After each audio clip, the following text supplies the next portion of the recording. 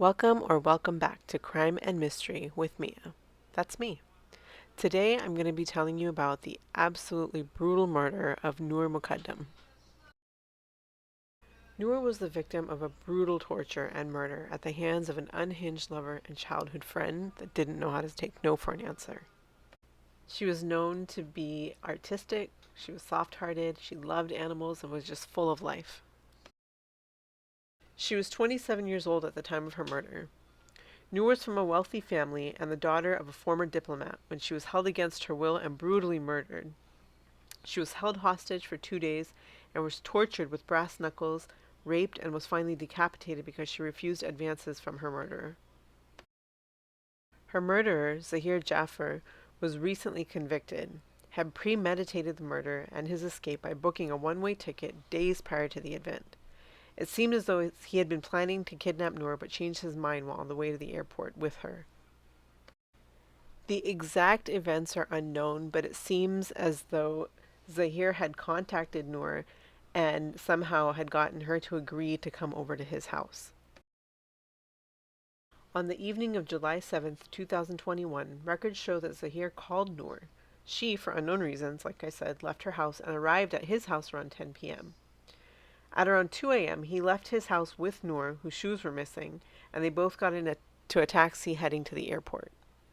The taxi driver later reported that in the car ride, Noor was super silent, seemed really stressed, and didn't say a single word. But the entire time, Zahir was talking to her. Then all of a sudden, he told the taxi driver to stop, turn around, and take them back home. He said they wouldn't have had enough time to get to the airport. For some reason, he had changed his mind and decided that they were going to go back.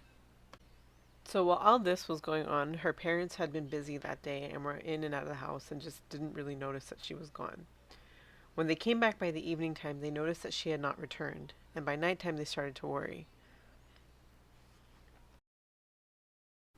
By this time, almost 24 hours had passed, so her dad started sending her texts asking where she was and if she was okay. He sent her a total of 3, to which there was no response. A little while after that, her mom also attempted to contact her, along with friends and other family members who were getting worried, again with no response. Police then reported that Zahir fought with Noor following the text messages that she had received from her friends and family. A little while later, she left a message for her family, or texted them, and told them that she was going on a trip with some friends and that there was no need for them to worry. But clearly, after so long and considering everything that was going on, her family was worried. Then again, by the next morning, almost a day and a half after being gone, she sent a cryptic voice message to her mom. She stated, "Don't look for me or contact police if you want to see me alive." Now, obviously, by this time, her family knew something was going on. She's missing for, a day. First, she's saying she's going with her friends, and then she's sending messages not to look for her, which wasn't in her character. They were worried. After that message, police reported and CCTV confirmed that Zahir had taken her phone from her. After that, he contacted Noor's mom a total of 3 times to try to convince her that he had no idea where she was. Now, obviously, that was a red flag because nobody had asked him and he had called. During the ordeal, Noor made 6 different attempts to escape the house. During this time, she was being beaten by him and tortured and abused in different ways. She tried leaving the house by running out of the gate, only to have Zahir's guards stop her and not allow her to leave, including the gardener. He stopped her too for some reason. At one point, she tried to jump from a balcony, and then the footage shows that he went and grabbed her and brought her back into the house.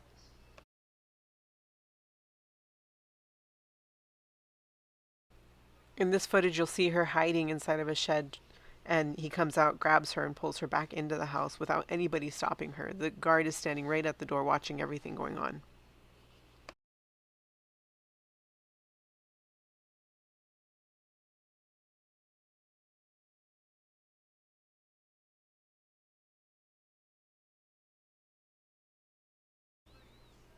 There's footage of her trying to escape at nighttime and again being grabbed by him and brought back into the house.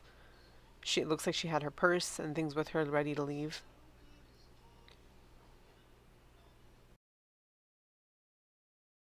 With each attempt, the abuse and torture just got worse and worse. Finally, in this clip, you'll see her jumping from a balcony. Noor was finally dragged back in one final time, and it's believed that she was then tortured and eventually murdered after this point. Brass knuckles, knives, and guns were recovered from the scene, and an autopsy report showed that Noor had been stabbed and raped prior to her death. He decapitated her at the end, and DNA and other evidence linked Zahir to her murder. Zahir Jaffer was sentenced to death on February 24, 2022. His guards were sentenced to 10 years each in prison for their heartless actions that very well could have led to her death. A date for his execution has not been set yet, but her parents released a statement saying that they hope that it comes sooner than later.